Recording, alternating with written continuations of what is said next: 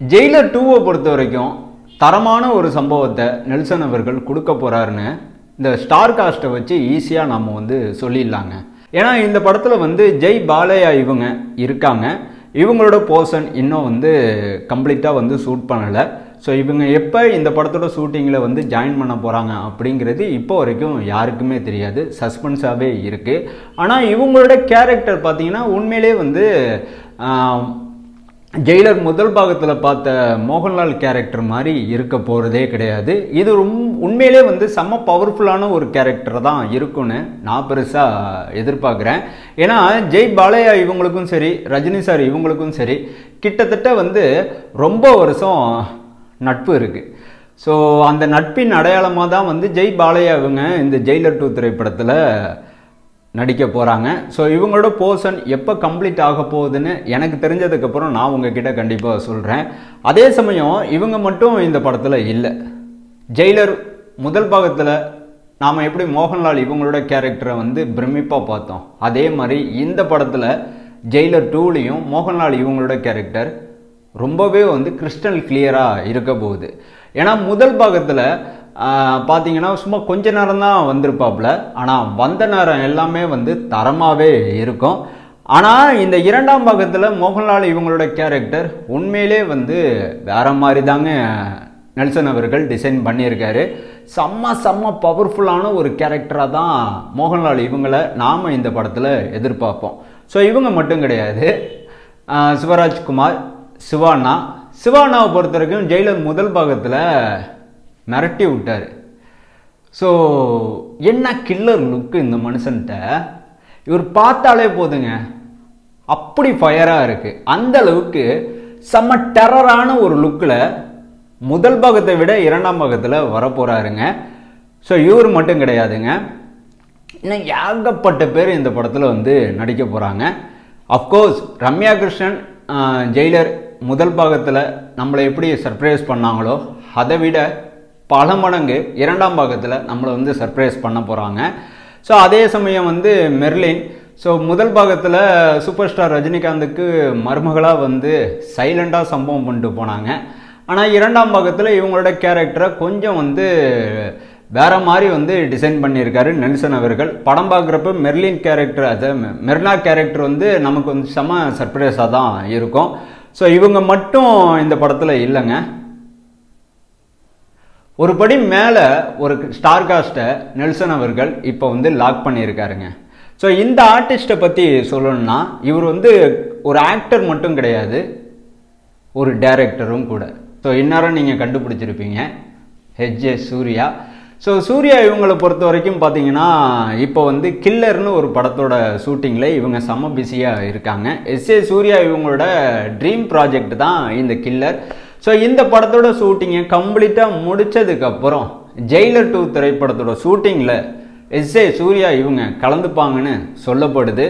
Of course இது வந்து பொய் கிடையாது, உண்மைதான். நீங்கள் யோசிக்கிறது என்னால் புரிஞ்சிக்க முடியுது. ஃபர்ஸ்ட் ஆஃப் ஆல் வந்து லோகேஷ் கனகராஜ் அந்த டைரக்ஷன் ஸ்கில்லு வேற, நெல்சன் இவங்களோட டைரக்ஷன் ஸ்கில்லு வேற.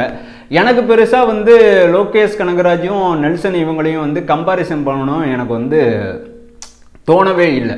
பட் ஆனால் வந்து கூலி படத்தை நான் வந்து பார்த்தேன். கூலி படத்தை பார்த்துட்டு இது எப்படி ஏன் இந்த மாதிரிலாம் பண்ணாப்புல அப்படிங்கிற ஒரு கேள்வி தான் எனக்குள்ளே ஓடுனுச்சு. ஏன்னா நெல்சன் அவங்கள பார்த்தீங்கன்னா ஜெயிலர் படத்தில் வந்து ஏகப்பட்ட ஸ்டார் காஸ்ட்டை வச்சு ஒவ்வொரு கேரக்டருக்கும் ஏகப்பட்ட எலிவேஷன் சீன் வந்து வச்சுருப்பார். ஸோ ஒவ்வொரு கேரக்டருக்கும் முக்கியத்துவம் கொடுத்துருப்பார். ஆனால் கூலி படத்தில் லோகேஷ் அவர்கள் பார்த்தீங்கன்னா இதை என்னால் சொல்லாமல் இருக்க முடியல, சொல்லாமல் விட்டுட்டேன்னா இந்த வீடியோ வந்து ஃபுல்ஃபில் ஆகாது.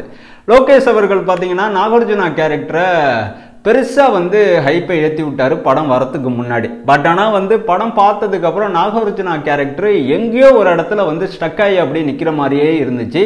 இன்னும் சொல்ல போனால் நாகார்ஜுனா கேரக்டருக்கு பெருசாக ரைட்டிங்கே இல்லை. ஸோ இன்னும் கொஞ்சம் நாகார்ஜுனா கேரக்டரை, சைமன் கேரக்டரை இன்னும் கொஞ்சம் டீட்டெயிலாக டிசைன் பண்ணியிருக்கலாம். பட் ஆனால் வந்து நாகார்ஜுனா மாதிரி ஒரு பர்ஃபார்மன்ஸ் ஓரியன்டர் உள்ள ஒரு ஆக்டரை கூப்பிட்டு வந்து வில்லன் கேரக்டரில் நடிக்க வச்சு லோகேஷ் அவர்கள் வந்து வேஸ்ட் பண்ணிட்டாப்புல. ஸோ சத்யராஜும் கூலி படத்தில் பெருசாக ஒன்றுமே பண்ணலை. ஸோ உபேந்திர சார் வந்து கடைசி நேரத்தில் கிளைமேக்ஸுக்கு முன்னாடி ஒரு ஃபைட்டில் வந்து தாண்டவம் ஆடியிருப்பார். பட் ஆனால் வந்து ஜெயிலரில் பார்த்த சிவராஜண்ணா கேரக்டர் இருக்குல்ல, அது மாதிரி உபேந்திரா கேரக்டரு கூலி படத்தில் கண்டிப்பாக ஒர்க் அவுட் ஆகும்னு நான் பெருசாக எதிர்பார்த்தேன். பட் ஆனால் ஆகலை. ஸோ எதுக்காண்டி சொல்கிறேன்னா, எவ்வளோ பெரிய ஸ்டார் காஸ்ட் இருந்தாலும் சரிங்க, நெல்சன் அவர்கள் அசால்ட்டாக டீல் பண்ணுவாப்புல. ஸோ எல்லார் கேரக்டருக்கும் முக்கியத்துவம் கொடுப்பாப்புல. ஸோ கிட்டத்தட்ட வந்து ப்ரொடியூசரோட அழுத்தத்தெல்லாம் வந்து பெருசுப்படுத்தவே மாட்டார். அதே மாதிரி ரஜினி சாருக்காண்டி தனித்துவமாக எதுவுமே வந்து டிசைன் பண்ண மாட்டார். ஸோ ஸ்டோரிக்கு என்ன தேவை, எந்த மாதிரி சீன் வரணும், அதை மட்டுமே வந்து மைண்டில் வச்சு அதுக்காண்டியே ஹார்ட் ஒர்க் பண்ணி அதுக்காண்டியே வந்து டே பை டே ஐடியாவை கிரியேட் பண்ணிகிட்டே இருப்பார். ஸோ நெல்சன் அவர்களை பொறுத்த வரைக்கும் ஐகானிக் டைரக்டருங்க, உண்மையிலே ஐகானிக் டைரக்டர் தான். ஏன்னா இவங்களோட டைரக்ஷனில் வெளியில் வந்த எல்லா படத்தையும் பார்க்குறப்ப நமக்கு உண்மையிலே வந்து நெல்சன் இவங்களோட டைரக்ஷன் வந்து வேறு மாதிரி தான் இருக்குது, மற்ற டைரக்டர் மாதிரி இல்லவே இல்லை, என்னால் உறுதியாக சொல்ல முடியும். டாக்டர் படமாக இருக்கட்டும், கோலமாவு கோகிலா படமாக இருக்கட்டும், பீஸ்ட் படமாக இருக்கட்டும், ஜெயிலர் படமாக இருக்கட்டும், அடுத்ததாக ரிலீஸ் ஆக போகிற ஜெயிலர் 2வாக இருக்கட்டும், உண்மையிலே தரமான ஒரு டைரக்டராக தான் இருக்க போகிறாரு. இந்த படம் ரிலீஸ் ஆனதுக்கப்புறம் ரொம்ப சர்ப்ரைஸான ஒரு விஷயம் என்னென்னா, இந்த படத்தை பொறுத்த வரைக்கும் மிக மிக சர்ப்ரைஸான ஒரு விஷயம், இவ்வளோ ஃபாஸ்ட்டாக எப்படி இந்த படத்தோட கடைசி ஷெட்யூலில் முடிக்க போகிறாங்க அப்படின்னு எனக்கு தெரியவே இல்லைங்க.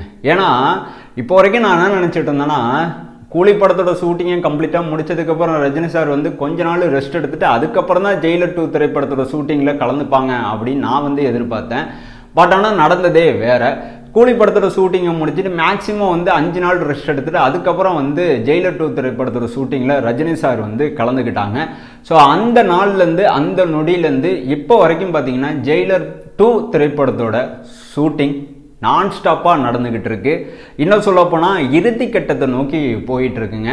படத்தோட ரிலீஸ் பார்த்தீங்கன்னா 2026 சம்மரில். ஸோ கண்டிப்பாக மே மாதம் இல்லை வந்து ஏப்ரல் மாதம் இல்லை ஜூன் ஜூலை இந்த 4 மாதத்தில் ஏதாச்சும் ஒரு மாதத்தில் தான் இந்த படத்தோட ரிலீஸ் இருக்க போகுது.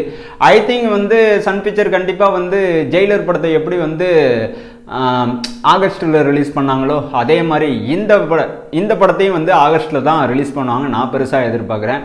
ஏன்னா கூலி படமும் பார்த்தீங்கன்னா சன் பிக்சர் இவங்களோட முடிவு வந்து மாறிக்கிட்டே தான் இருந்துச்சு. இந்த டேட்டில் ரிலீஸ் பண்ணலாம், இந்த மந்தில் ரிலீஸ் பண்ணலாம், ஃபைனலாக வந்து ஆகஸ்ட் மாதம் தான் அவங்க வந்து டிசைட் பண்ணாங்க. அதனால தான் கூலி படம் வந்து ஆகஸ்ட் மாதம் ரிலீஸ் ஆனிச்சு. இதுக்கு என்ன காரணம்னு ரொம்ப யோசிக்க வேணாம்.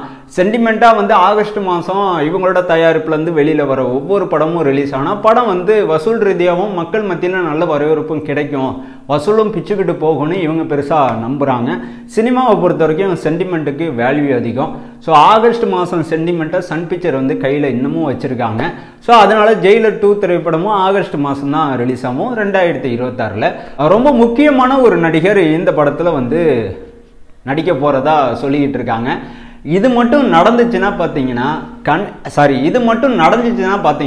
கண்டிப்பாக வந்து சுவர் ஷாட்டாக வந்து வேற மாதிரி ஒரு நெகட்டிவ் சைடில் இந்த ஆக்டரை நாம் இந்த படத்தில் பார்க்கலாங்க.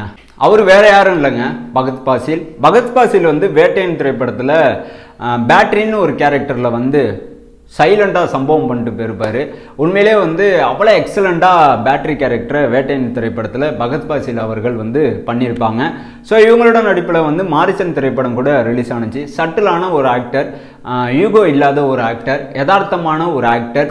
ஸோ எந்த கேரக்டர் கொடுத்தாலும் அந்த கேரக்டராகவே வந்து உருவாக்கக்கூடிய ஒரு ஆர்டிஸ்ட். ஸோ இப்படியாப்பட்ட ஒரு ஆர்டிஸ்ட் வந்து ஜெயிலர் 2 திரைப்படத்தில் அதுவும் நெகட்டிவ் ஸ்டைலில் நடிக்க போகிறாரு அப்படிங்கிறது தான் ரொம்ப ரொம்ப சுவாரஸ்யமான ஒரு விஷயம். ஏன்னா வந்து மாமன்னன் படத்தில் தான் பகத் பாசில் நாம் வந்து நெகட்டிவ் கேரக்டரில் பார்த்தோம். அதுக்கப்புறம் எல்லா படத்துலையும் பார்த்தீங்கன்னா பாசிட்டிவான கேரக்டர் தான், கடைசியாக ரிலீஸ் ஆன மாரிசன் படத்தில் கூட. ஆனால் இந்த ஜெயிலர் 2ல் வந்து பகத் பாசில் கேரக்டர் ரொம்பவே வந்து நெகட்டிவாக இருக்க போகுதுங்க. ஸோ இந்த படத்தோட அடுத்தடுத்த அப்டேட்டுகள் கண்டிப்பாக வெளியில் வரும். எப்போ தெரியுமா? டிசம்பர் மாதம், ரஜினி சாரோட பர்த்டே அன்னைக்கு. அது வரைக்கும் இந்த படம் சம்பந்தமான எந்த ஒரு அப்டேட்டும் வெளில வராதுங்க. ஓகேங்களா? நான் உங்களை அடுத்த வீடியோவில் பார்க்குறேன். தேங்க்யூ.